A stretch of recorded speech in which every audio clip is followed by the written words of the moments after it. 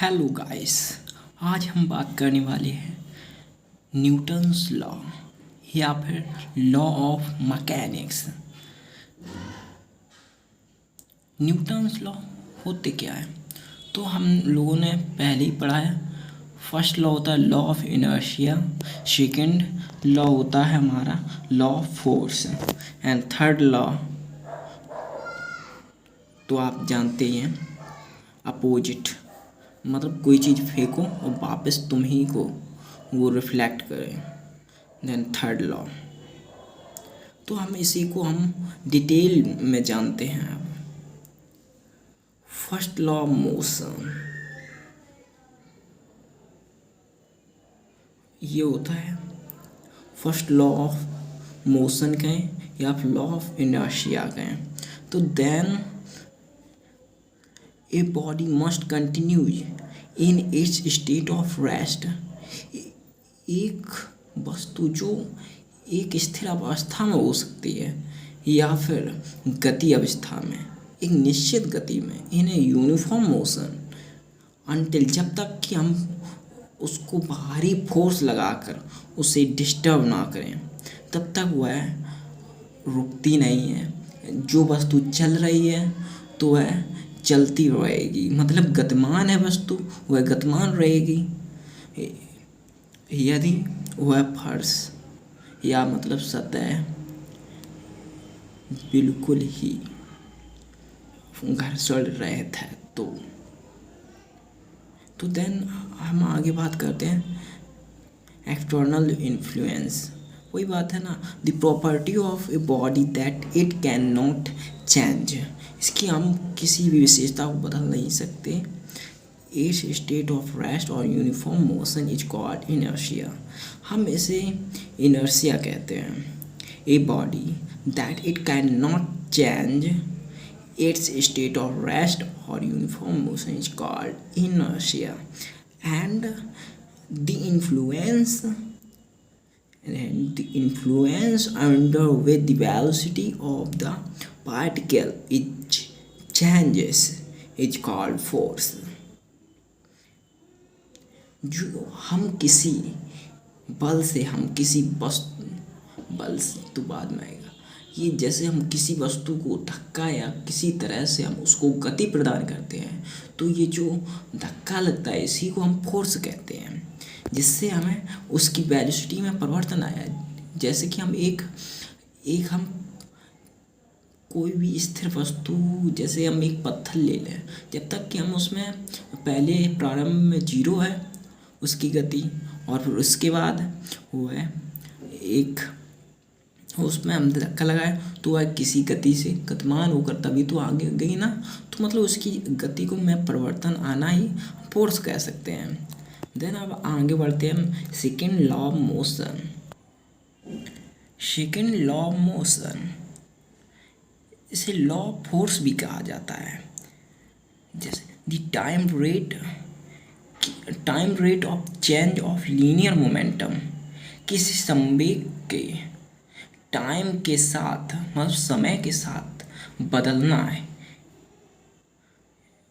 जो बदलता है ना टाइम के साथ, मतलब क्या कैसे एक संवेग है जो उस समय के साथ जब परिवर्तन होता है उसमें, तो वह उसमें लगाए हुए बल के समानुपाती होता है। समानुपाती मतलब प्रोपोर्शनल होता है। The time rate change of linear momentum is proportional to the applied force that is called, that is जो कि है एफ। इसे हम मैथमेटिकली हम इस तरह से लिख सकते हैं, एफ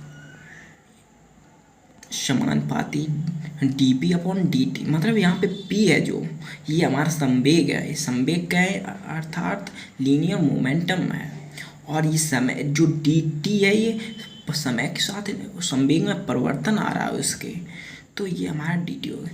तो जो समय के साथ जब संवेग में परिवर्तन आता है उसी को वह फोर्स के समानुपाती होता है, मतलब बल के समानुपाती होता है। तो देन हम इसी को हम डेरिवेट करते हैं। ये तो हम इसको सूक्ष्मतम रूप या इसे न्यूनतम में किस तरह से, जब किसी छोटे कण पर लगे हुए फोर्स को ज्ञात करना है, तो ये हमारा फॉर्मूला है बराबर dp/dt। मतलब उस कण पर लगे संवेग तथा उसमें आए परिवर्तन, समय के अनुसार आए परिवर्तन संवेग में, वह हमारा बल कहलाता है। यदि उसमें के हमारा यदि 1 हो, मतलब 1 यूनिट हो, तो P=mv। हम लोग जानते हैं कि संवेग mv के बराबर होता है, मतलब मास एंड वेलोसिटी के मल्टीपल को हम संवेग कहते हैं। संवेग मतलब लीनियर मोमेंटम कहते हैं। तो F=mv/dt हो जाएगा। तो then Newton's consider the mass of the body remains constant during its motion। समझे ना? यस। हम इसको आगे हम करते हैं। Therefore F=mdv/dt। जो m तो हमारा यहाँ पे कांस्टेंट है, सो बाहर आ गया, तो dv/dt हमें मिला। तो आप ये बताइए dv/dt मतलब समय के साथ गति में परिवर्तन आता है, तो हम क्या कहते हैं? उसे हम कहते हैं एक्सेलरेशन, लीनियर एक्सेलरेशन, मतलब त्वरण कहते हैं। तो m यहाँ पे m हमारा कांस्टेंट है, मतलब यहाँ पे जो किसी कण पर का मास होता है ना, ये हमारा एक नियत रहता है। सो m इज कांस्टेंट, तो F=dv/dt। सो प्रूव दैट हम लोगों ने सिद्ध कर लिया dv/dt को हम लिख सकते हैं a, मतलब एक्सेलरेशन, तो F=ma। दैट्स यही हमारा था सेकेंड लॉ ऑफ मोशन। तो F=ma, second law of motion. This is fundamental of classical mechanics. यह हमारी प्राचीनतम मैकेनिक्स का एक फंडामेंटल है। ठीक, फर्स्ट लॉ, ये जो फर्स्ट लॉ था है ना, या special case of second law, या द्वितीय केस का एक स्पेशल, मतलब एक उच्चतम रूप है।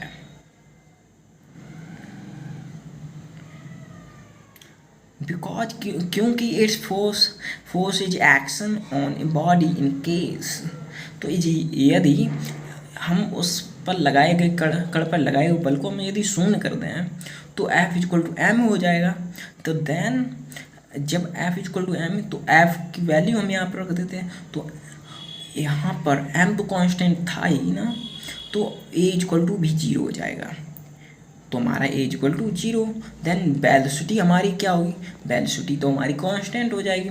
यदि उस पर एक्सेलरेशन ना हो, मतलब त्वरण ना हो, तो गति तो बढ़ती रहेगी, मतलब गति में कोई परिवर्तन नहीं हुआ, लेकिन वह वस्तु चलती रहेगी, मतलब जो उसकी गति थी उसी से वह चलती रहेगी।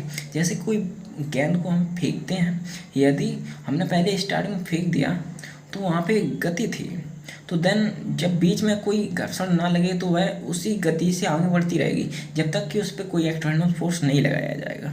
देन इट्स, तो तब हम वहाँ पे वेलोसिटी कांस्टेंट हो जाएगी, एक्सेलरेशन 0 हो जाएगा। तो अब हम बात करने वाले हैं third law of motion. Third law of motion को हम हिंदी में कहते हैं क्रिया और प्रतिक्रिया का नियम, या तृतीय लॉ ऑफ मोशन। तो that's every action therefore is always equal and opposite reaction। This means that one and two bodies are interacting mutually there। मतलब यदि हम अपनी हिंदी भाषा में यदि तुम्हें समझाएं, तो यह है कि कोई वस्तु या फिर कोई बॉल को हम जब यदि दीवार में मारते हैं, तो वह जितनी स्पीड से दीवार में मारेंगे उस बॉल को, वह उतनी ही स्पीड से वह अपोजिटली रिफ्लेक्ट होती है। तो देन जो फोर्स हमने उस पर लगाया था, वही अपोजिट फोर्स हमें वापस में उस बॉल के द्वारा हमें, यदि हम उसके सामने बॉल में आ जाए, तो उतना ही फोर्स हमें महसूस होगा वो जब बॉल लगेगी। देन F= वन टू मतलब वन मतलब हम जो थे ना, यहाँ से हमने फर्स्ट मान लिया अपने आप को, जो दीवार थी वो सेकंड मान ली पोजीशन, तो हम इधर से जब फेंकेंगे तो वापस ही वह हमें रिफ्लेक्ट होगी। That it is opposite force. जब इधर से ये बॉल से टकरा के आएगी, बॉल टकरा के हमें लगेगी, तो यह हमारा अपोजिट फोर्स होगा, इसलिए नेगेटिव साइन लिया गया है, यहाँ पॉजिटिव है। तो दोनों फोर्स इक्वल होंगे बट अपोजिट साइन, अपोजिट होंगे दोनों। तो that is force on a first body due to second equal to minus force, यही लिख रखा है मैंने, force two on second body due to first, जो फर्स्ट के अनुसार जो बल लगा उसी के अपोजिट था ना, इसलिए हम माइनस साइन इसको लिया है। यदि हम इसको सिद्ध करना चाहें, मतलब जो फोर्स हमने लगाया था उस बॉल पर पहले और जो वापस हमें मिला, ये दोनों इक्वल हैं, ये कैसे इक्वल है? अब हम इसको समझने के लिए हम इसे डेरिवेट मैथमेटिकली हम करेंगे। देखिए, हमने समझा तो दिया आपको कि यह बॉडी दोबारा उतना ही फोर्स लगाती है, ये आया कैसे मैथमेटिकली में? तो देखिए, अब ये सेकेंड लॉ ऑफ मोशन से है, ये लिया गया the rate of change of linear momentum due to first body. जो फर्स्ट बॉडी के द्वारा जो उसमें संवेग था, उसमें जो परिवर्तन आया वह मतलब फोर्स के बराबर होता था। तो F इक्वल टू हमारा क्या हो गया, D m1v1 dt, that's similar. इसी प्रकार यदि F21 इसको हम निकालना चाहेंगे तो ये भी हमारा निकल आएगा M2v2। तो ये हमने सूचितम लिया है कि छोटी कड़ पर लगा हुआ है, तो इसलिए हमने डी इसको हम डेरिवेट के रूप में लिया है। तो now from equation fourth and fifth, ये हमारी जो F12 और F21 है ना, अब इन दोनों को हम यदि देखिए, यदि किसी जो कण था हमारा, उसका जो ये पार्टिकल कहें या कण, ठीक है, पार्टिकल था, उसका मास और वेलोसिटी तो सेम है, तो देन तो दोनों को हम इक्वल मान सकते हैं।